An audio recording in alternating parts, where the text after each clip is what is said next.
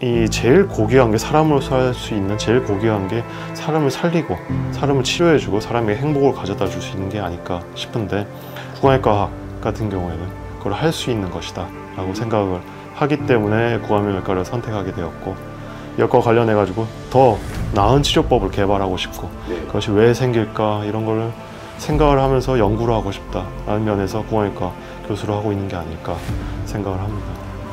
저를 포함해서 많은 사람들이 아마 지금부터 말씀드릴 내용을 몰랐을 겁니다. 많은 사람들이 바이오 의료에 기술적으로나 아니면 뭐 투자 목적으로나 많은 관심을 가지고 있지만요, 단언컨대 지금부터 말씀드리는 두 가지는 대부분의 사람들이 인지하지 못했을 것이고 또 지금 알아두면 큰 도움이 될 것들입니다. 첫 번째, 한국산업평가 관련해서 발표된 자료에 따르면 3D 프린팅 의료기기 시장 가치는 2022년 15억 2천만 불로 연평균 20.9% 성장률을 기록하며 급격한 수요 증가가 이루어지고 있습니다. 특히 국내 정형외과용 임플란트 시장은 의료기기 성장률보다 더 큰 폭으로 성장하고 있어요. 두 번째, 그 지긋지긋한 가상현실입니다. 이제 유튜브에서는 더 이상 흥미가 떨어져서 가상현실을 주제로 다루면 조회수도 안 나오고 사람들이 별 관심도 없어요. 그런데 의료산업에서 가상현실은 놀라지 마세요. 매년 무려 50%의 성장률을 보이고 있습니다. 2024년에는 의료기기 시장의 무려 3분의 1을 차지할 것으로 전망합니다. 그리고 이 분야에 대해 더 딥하고 정확하게 말씀드리기 위해서 관련 분야 우리나라 최고의 석학이신 이대 목동병원 김진우 교수님께 찾아갔습니다. 네, 저는 이화여자대학교 구강암외과에 있고요. 일단 저 구강암의 영역, 그러니까 구강과 입과 그다음 턱뼈와 그다음 안면부 전체에 대한 어떤 질병을 치료하는 구강암외과 의사입니다. 그리고 이 질병과 관련된 연구를 또 같이 수행하고 있고요.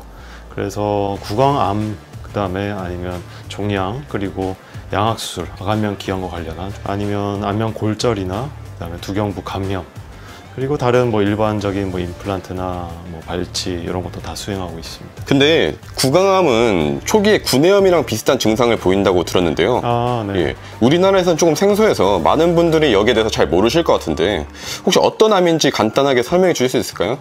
구강암이 생소하실지 몰라도 그렇게 발병률이 낮은 그런 암은 아닙니다.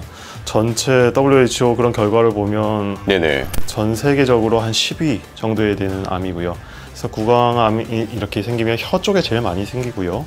그 다음에 앞골 쪽에 제일 많이 생깁니다. 턱뼈 쪽에 생긴다는 거죠.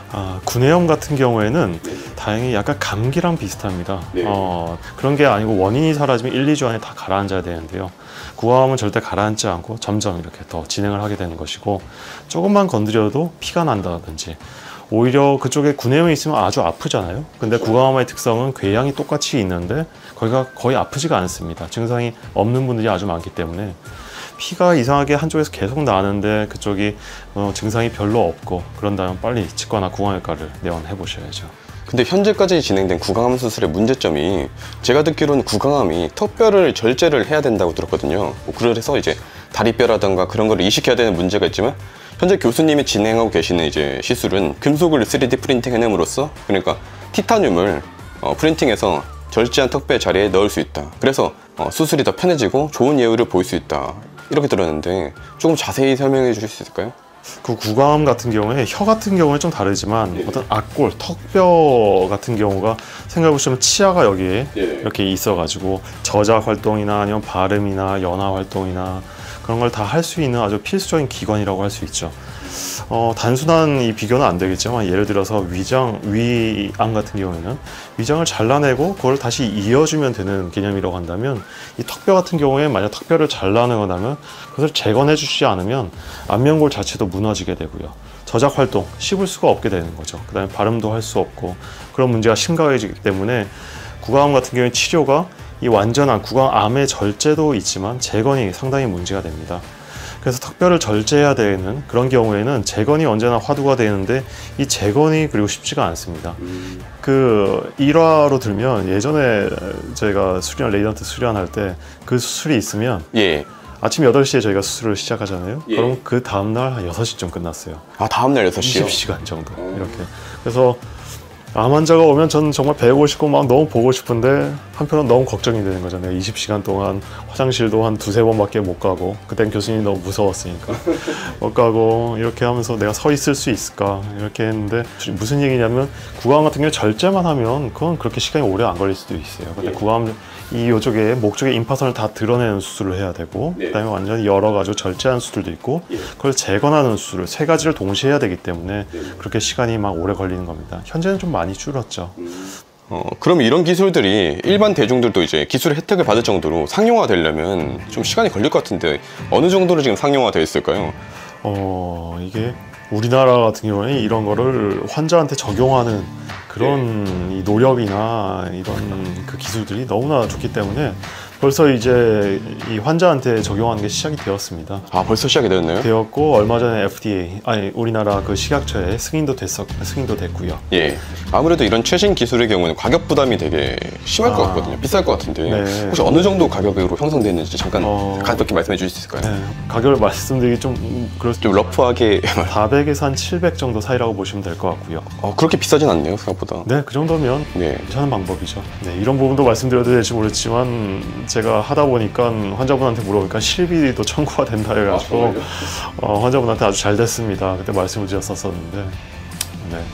그러면 이거 연구하는 기업이라든가 유망 기업이 있을 것 같은데, 이를테면 뭐 다빈치 수술 로봇을 제공하는 인투이티브 서지컬 같은 기업의 경우에는 전망이 굉장히 좀 밝다고 볼 수도 있겠네요. 왜냐면 인투이티브의 경우에는 최소 침습, 그러니까 수술 부위의 절개 부위를 이제 최소화하는 로봇 수술의 대명사라고도 하고, 실제로 작년에 저희 어머니 난소암 수술을 받으셨는데, 그때 이제 로봇 수술을 하셔가지고 이제 완전 절개를 하지 않고 이제 필요한 부분만 살짝 절개해서, 그래서 되게 예후가 좀 좋으셨던 걸로 기억을 하고 있거든요. 전반적인 면에서는 지금 예를 들어주신 다빈치 로봇이나 아니면 수술 로봇 같은 경우에는 전반적인 영역에서 보면 같은 범주에 있지만, 제가 말씀드린 3D 프린팅이랑 조금은 좀 다른 범주라고 할 수 있겠죠. 이건 수술 로봇에 대한 그런 거고, 금속 프린팅하는 기계 같은 경우에는 우리나라께 거의 없었고 거의 전량 수입에 의존을 했었는데 얼마 전부터 이제 그게 시작됐고요. 개발이 시작돼가지고, 그래서 제가 아는 부분에서는 그 윈포시스, 그 다음에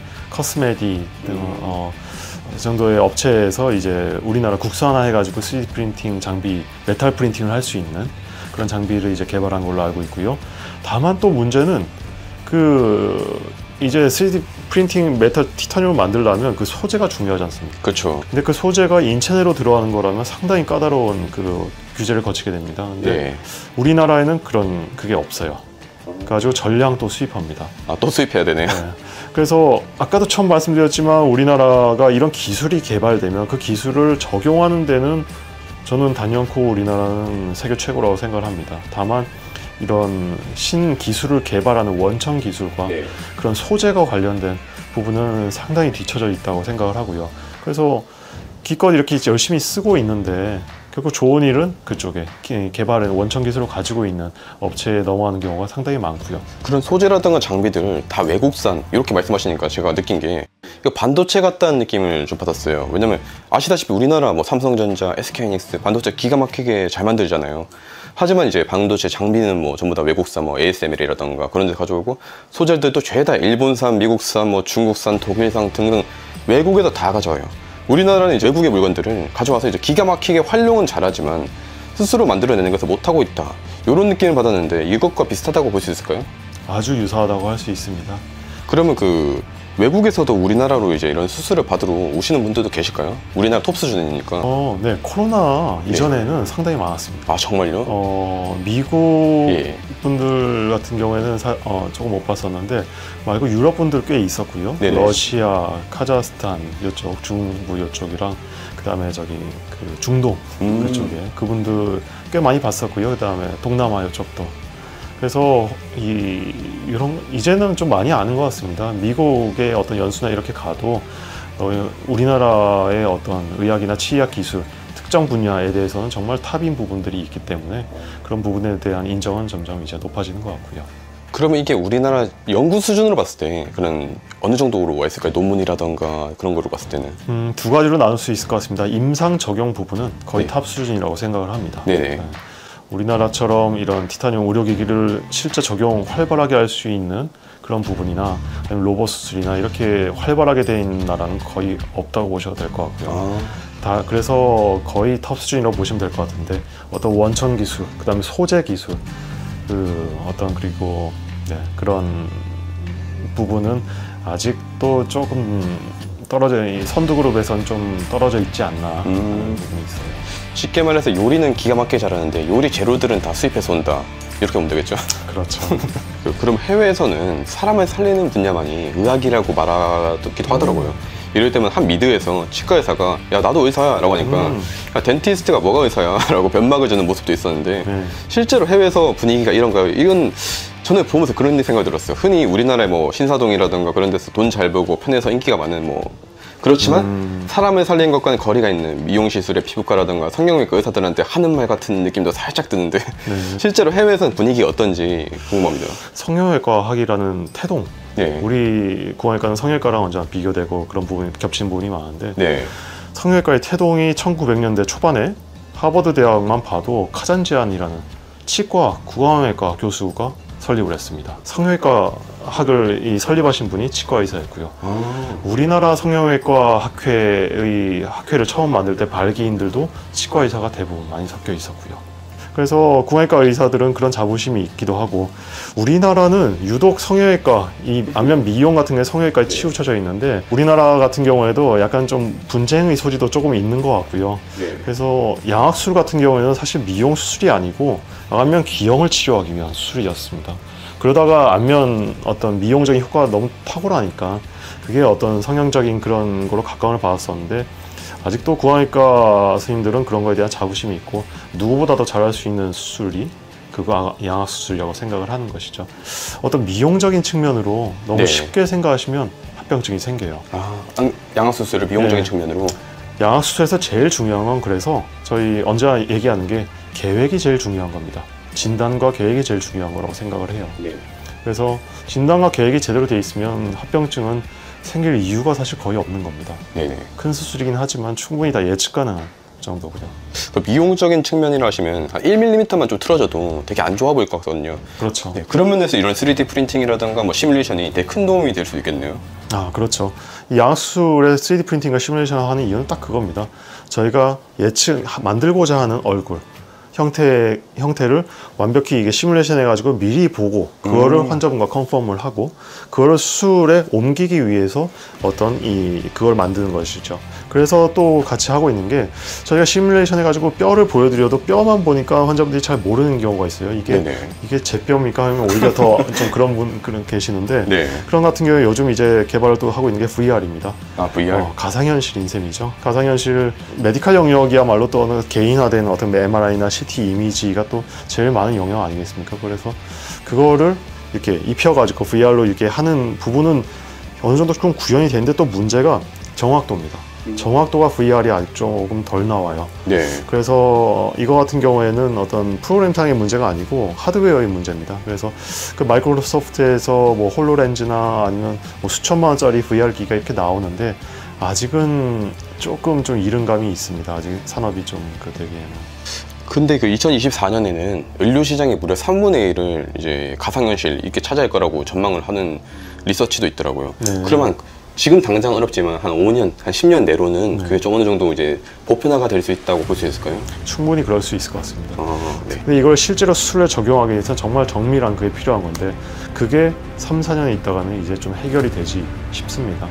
그래서 그게 해결만 되면 못할 게 없죠. 그거를 이제 가상 영역, 실제랑 그다음에 가상 그걸 합쳐가지고 XR이라고 부르죠. 익스텐드 리얼리티 해가지고 그렇게 하면 많은 부분이 해결될 거라고 생각합니다. 교수님께서 저번에 수술이 재밌고 또 보람을 느끼신다고 말씀을 해주셨던 기억이 나거든요. 그게 구강외과라는 이제 비교적 어렵고 또 힘든 분야를 선택하신 이유 중에 하나라고 볼 수 있을까요? 예를 들어서 뭐 치과 의사를 사실 개업했으면 지금 뭐보다 더 많은 페이를 벌 수 있을 거고 그럴 텐데, 사람을 살리는 일에 관심이 많기 때문에 교수라는 이제 직업 선택하셔가지고 여기서 많이 연구를 하고 계신다, 그렇게 볼 수 있을까요? 그 사람마다 다르겠지만 그 치과대학을 처음 졸업할 때만 해도 제가 구강외과 학문에 매진을 해가지고 구강외과 교수로 하겠다는 생각은 사실 1도 없었을 겁니다. 근데 구강외과라는 그 학문을 선택을 하고 수련을 하면서 이 부분이 정말 지금까지 그 6년 동안 치과대학에서 배웠던 거는 또 다른 어떤 사람을 살릴 수 있고, 내가 그 삶에 정말 이 제일 고귀한 게, 사람으로서 할 수 있는 제일 고귀한 게 사람을 살리고 사람을 치료해주고 사람에게 행복을 가져다 줄 수 있는 게 아닐까 싶은데, 구강외과 같은 경우에는 그걸 할 수 있는 것이다 라고 생각을 하기 때문에 구강외과를 선택하게 되었고, 이것과 관련해 가지고 더 나은 치료법을 개발하고 싶고, 네. 그것이 왜 생길까 이런 걸 생각을 하면서 연구를 하고 싶다라는 면에서 구강외과 교수를 하고 있는 게 아닐까 생각을 합니다.